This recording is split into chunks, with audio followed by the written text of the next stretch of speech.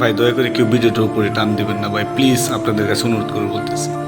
দেখেন এই যে একটা মাকে দেখতে পাচ্ছেন, কতটা অসহায় হলে মা 5 টাকার বিনিময়ে এক দাম পানি, একটা মাছ বসার এক দাম পানি 5 টাকার বিনিময়ে ফেলে দিচ্ছে ভাই।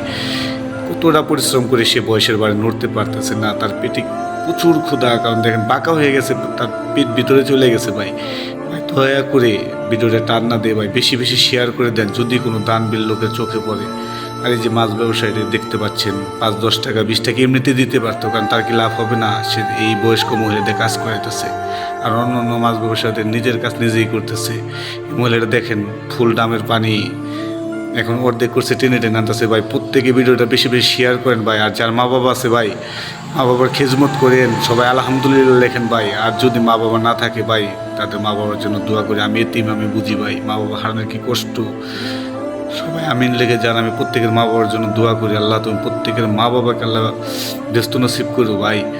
সবাই শেয়ার করেন ভাই, বেশি বেশি শেয়ার করেন ভিডিওটা। আপনাদের কাছে আর কিছু চাই না ভাই, লাইক কমেন্ট শেয়ার করে দেন, এই মহিলাটাকে সেলিব্রিটি বানান ভাই।